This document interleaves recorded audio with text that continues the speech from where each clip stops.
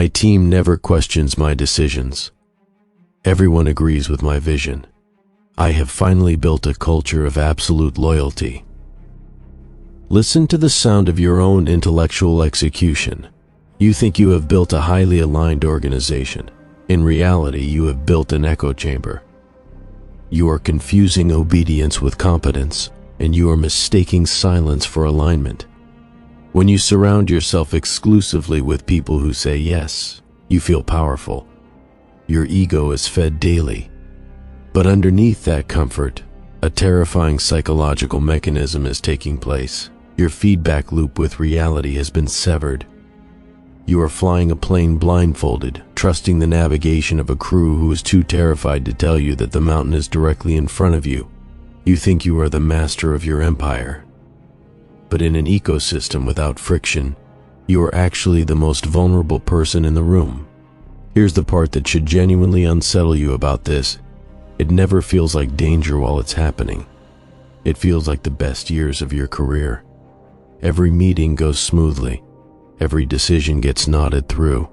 You start to believe, quite sincerely, that you've simply gotten better at this than everyone around you, when what's actually happened is that everyone around you has simply stopped telling you when you're wrong. To understand the terrifying mechanics of an environment entirely devoid of correction, we have to look at the mid-20th century. We are stepping out of the ancient empires and into the modern era of the Cold War. We look at the architectural mind of Kim Il-sung. A quick analytical boundary before we begin. We are not here to debate modern geopolitics or moral philosophy. We are here to analyze the structural data of power, and it's worth being upfront that the human cost behind some of what we're about to describe was real and severe. This isn't simply an abstract case study divorced from actual consequences for millions of people. Keeping that in view is part of taking the analysis seriously, not a distraction from it. Here are the historical facts. Following the utter devastation of the Korean War, a conflict that leveled nearly every structure in Pyongyang, Kim Il-sung consolidated leadership over North Korea. Over the following decades, he centralized authority to an unprecedented degree. He eliminated political rivals, centralized the economy, and institutionalized an ideology known as Juche, which translates roughly to self-reliance. He became the undisputed, singular architect of the nation. Those are the facts. Now let's dissect the psychology. What happens to a human brain when for decades it never hears the word no? The first mechanism we have to understand is the cult of the savior. Why do millions of people willingly surrender their individual agency to one man? It is a biological response to chaos. In the aftermath of a brutal war, surrounded by poverty and existential threat, the human nervous system cannot tolerate ambiguity. People do not want a manager who offers them options. They want a savior who offers them certainty. It's worth understanding why this particular psychological need is so much stronger right after a catastrophe than during ordinary times. A population that has just watched its cities leveled, its families scattered, and its entire sense of a predictable future destroyed is operating under an enormous cognitive load, one that makes the ordinary demands of democratic deliberation, weighing competing options, tolerating disagreement, accepting uncertainty about outcomes, feel almost unbearable. A single, confident voice offering total certainty isn't simply politically appealing in that moment. It functions as genuine psychological relief, the same way a frightened child reaches for one clear instruction rather than a menu of choices. Kim Il-sung didn't invent this need. He arrived at exactly the moment it was at its most acute and built his entire structure around meeting it. Kim Il-sung provided absolute, unshakable certainty. He positioned himself not just as an administrator, but as the paternal protector of the nation. When a leader successfully assumes the archetype of the savior, criticism is no longer viewed as a strategic disagreement. It is viewed as a sin against the family. But there is a massive psychological tax paid by the savior himself, the loneliness of absolute power. When a leader becomes a deity in their own ecosystem, the flow of accurate information dies. If the agricultural policies fail, the advisors do not report the failure, because reporting failure implies the savior's strategy was flawed. Instead, they manipulate the data. They tell the leader that the harvest was bountiful. It's worth being direct about what this specific failure actually cost, because treating it as a purely abstract mechanism would understate something real. North Korea's agricultural and economic mismanagement, compounded by a system where accurate bad news had become structurally impossible to report upward, contributed to a catastrophic famine in the 1990s that is estimated to have killed anywhere from several 100,000 to well over 1 million people. This isn't a hypothetical illustration of what might happen when feedback loops break down. It's one of the starkest, most devastating real-world demonstrations in modern history of exactly what happens when an entire system is built, so that telling the truth to the person at the top becomes more dangerous than lying to him. The mechanism we're describing here isn't a business school thought experiment. It has a body count. The leader becomes completely insulated in a synthetic reality. He is no longer making decisions based on the market or the environment. He is making decisions based on a fictional world constructed by terrified subordinates. This is the paradox of absolute power. The more control you demand, the less you actually know about what is happening on the ground. Finally, we see the ultimate expression of this system, the dynasty of belief. How does a system survive the death of its founder? By ensuring that the loyalty was never just to the man, but to the framework he built. Juche was not just a political policy, it was engineered as an all-encompassing operating system for the human mind. When you control the vocabulary, the history, and the emotional baseline of an entire population, you don't just build a government. You build an architecture of belief that propagates itself automatically across generations. It's worth noting what made this particular strategy so much more durable than a simple personality cult built around charisma alone. A cult built purely around one charismatic individual tends to weaken considerably once that individual dies, because charisma doesn't transfer. Juche was designed differently, more like an entire self-contained belief system with its own vocabulary, its own historical narrative, and its own explanation for every event a citizen might encounter, embedded into education, media, and daily language from childhood onward. This is a meaningfully more durable structure than simple personal loyalty, because it doesn't require anyone to keep actively persuading each new generation. It simply requires controlling the information environment children are raised inside, so that alternative ways of understanding the world never really become available to compare against. Now, look at the ecosystem you are building right now in your own career or business. You are losing leverage because you are actively punishing the people who tell you the truth. You fire the consultant who tells you your product is failing, and you promote the manager who tells you it's a masterpiece. You isolate the friend who warns you about your toxic habits, and you keep the friends who enable your worst impulses.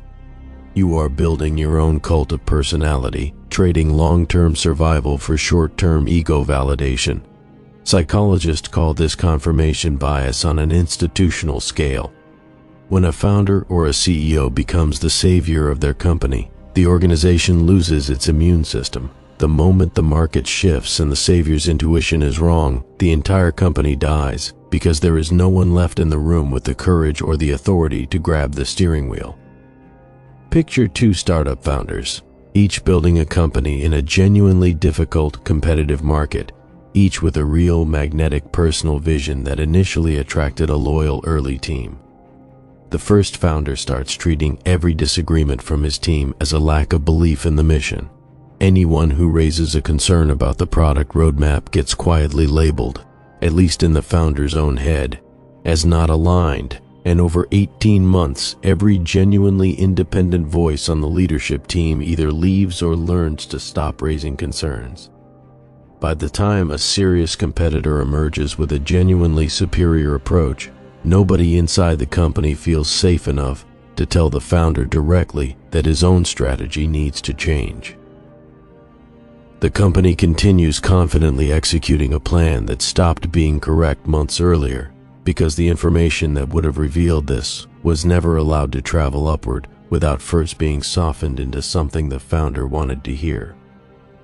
The second founder, building in an equally difficult market with an equally strong personal vision, deliberately keeps at least one senior person on the team whose entire job includes telling her when her own instincts are wrong, and structures the relationship so that doing so actually gets rewarded rather than quietly punished.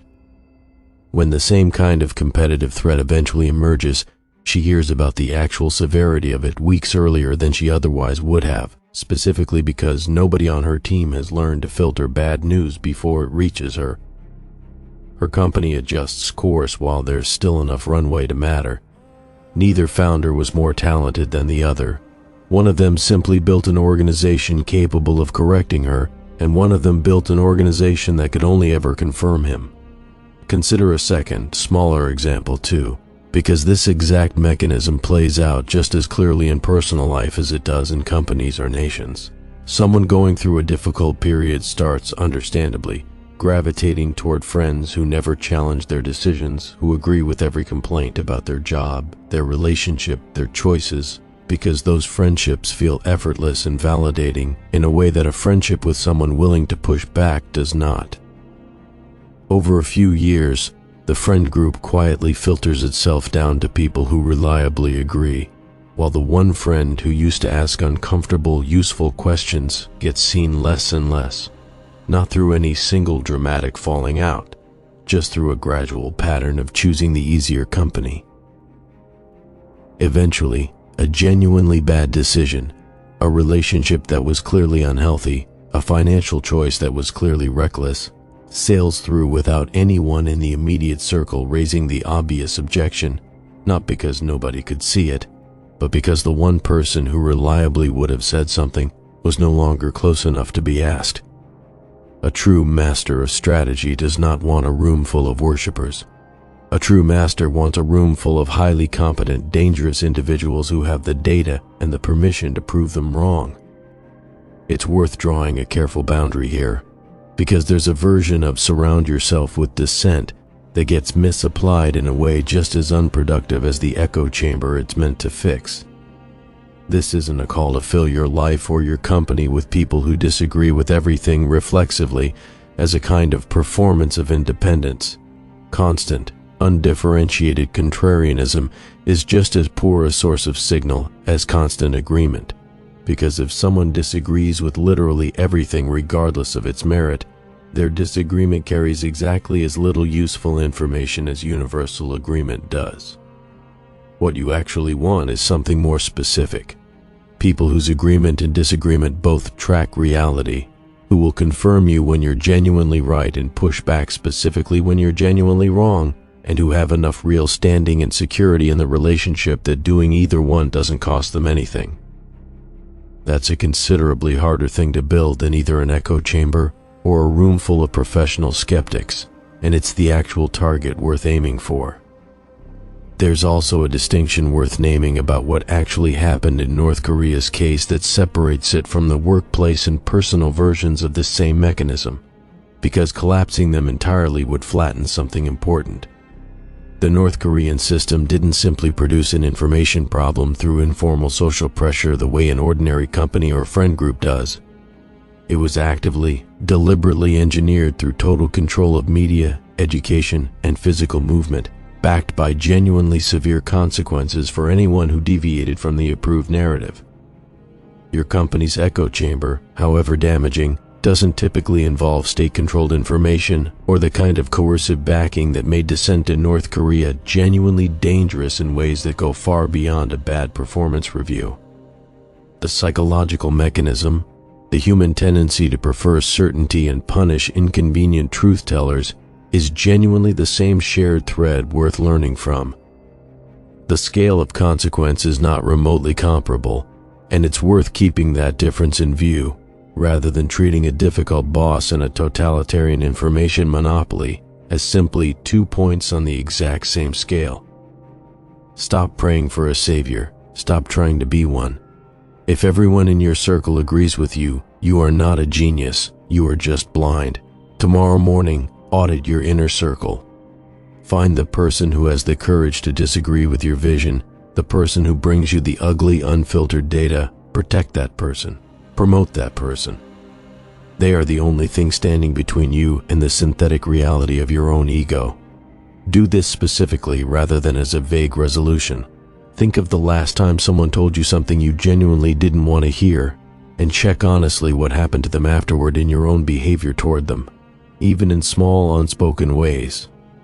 If you can't remember the last time that happened at all, that absence is the actual data point worth sitting with, more than anything else in this entire lesson. Kill the echo chamber and get to work.